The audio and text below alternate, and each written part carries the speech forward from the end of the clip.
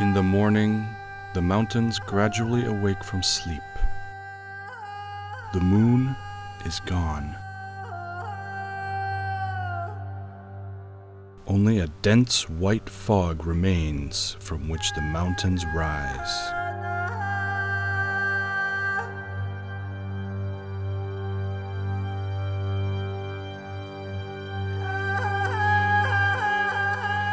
There are many mountains across the world, and they are all different, all unique.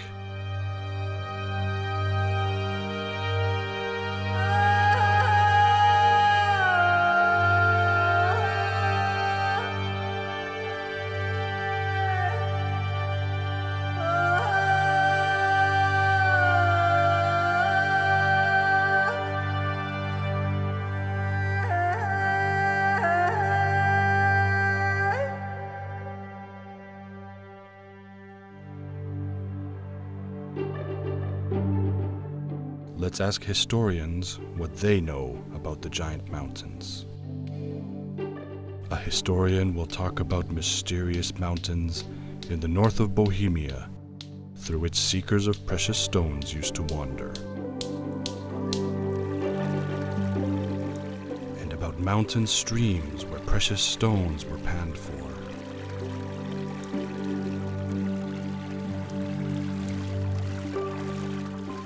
About forgotten mine pits where mining was done, kilns where melting was done.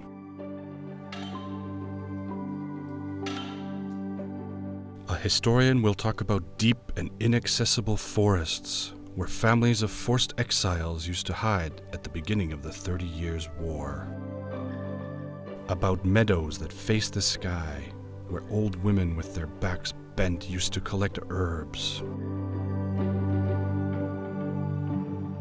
And about mountainsides where you could hear the echoes of woodcutters' saws.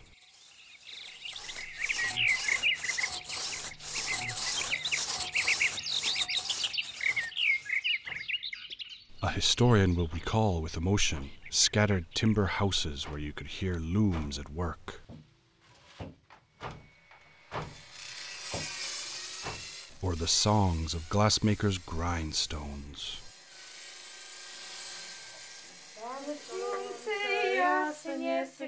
About winter evenings when feathers were being plucked while children listened with open mouths to stories about the mountain giant that helps the poor.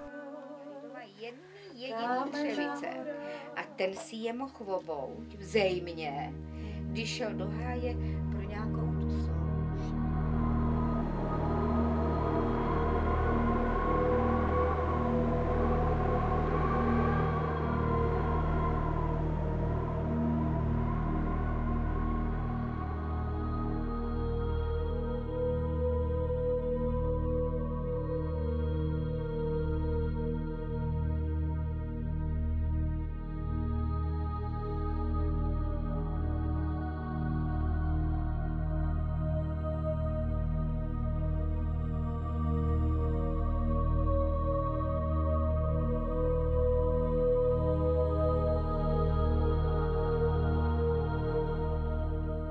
If you ask geologists, you will find that the giant mountains are the precious remains of primeval mountains that were formed in a period when the Himalayas, the Alpine mountains, or the mountains at Caucasia were still waiting to emerge.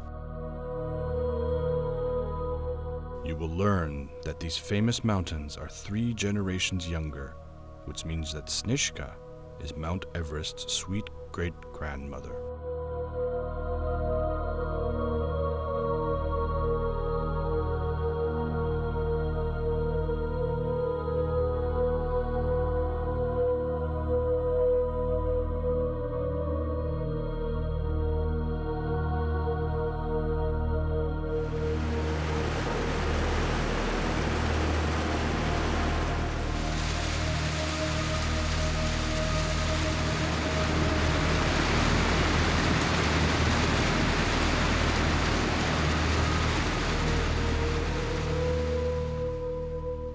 Hear about hundreds of millions of years old Caledonian and Hercynian folding, when Earth was swelling, when layers pushed and rubbed against layers, and when the giant mountains' sharp peaks towered into impressive altitudes, before they were smoothed out as time passed into the soft and delicate curves that we all love.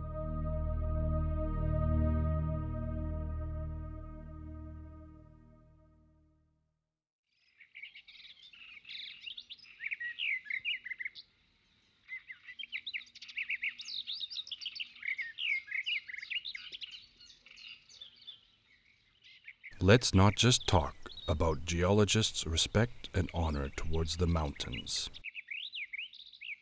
Have a botanist accompany you across the giant mountains, and you will be quite surprised. A botanist will take you to areas covered with mountain pine,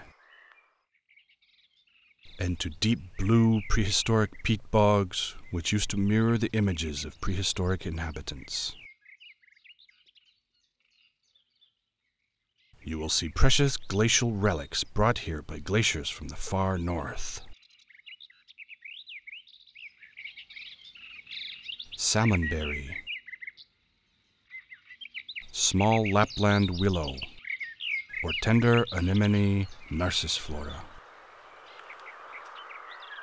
You will see meadows full of yellow or orange hawkweed that have been breathing the giant mountains' air since the Ice Age, and which you could not find anywhere else on Earth.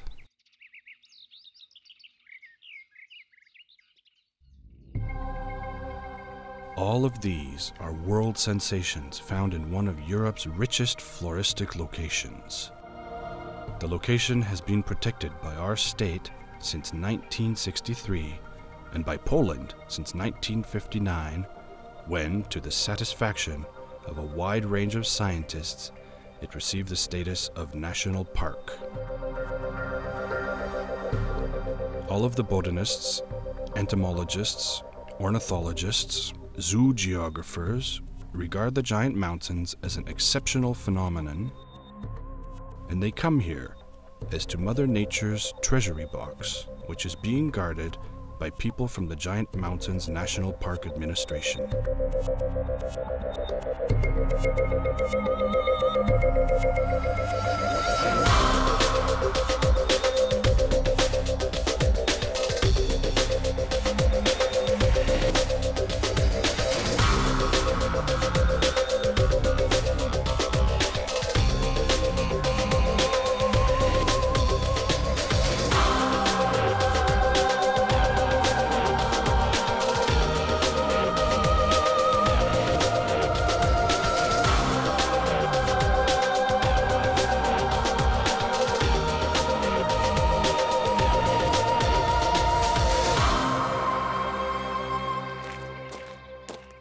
These people take care of vast forests and their gradual transformation into a place with original and varied species that are independent of humans.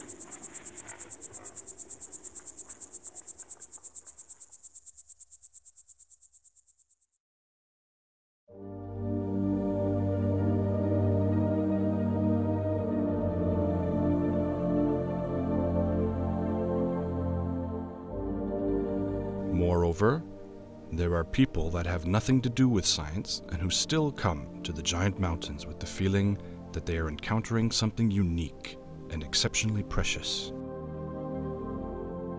These people come here to spend time in a place of beauty and poetry.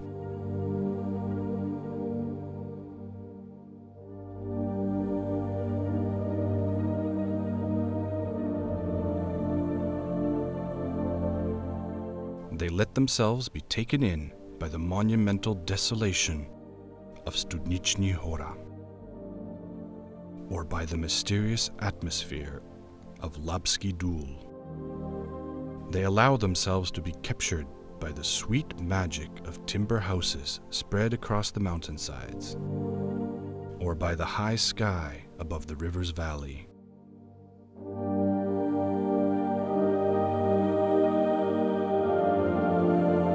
They contemplate about time passing by in Rykorsky primeval forest, where rheumatic trees are full of polypore.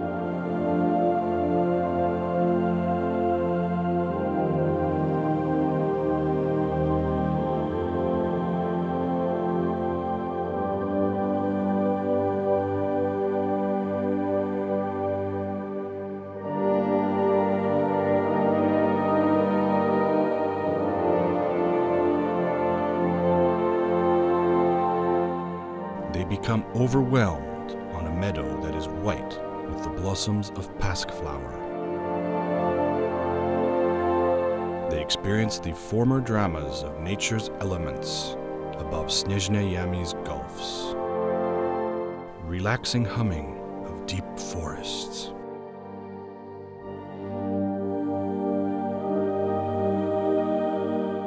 Ascetic roughness of mountain pine and stones. A polyanthus trying to push its way through the rocks. Endless peace and quiet above a tempestuous sea of clouds. White frame of mountain pine. These are all small stones that form a mosaic of something deeper in the visitors' hearts, of something grand and irreplaceable, which is the love for the land that gave birth to all this.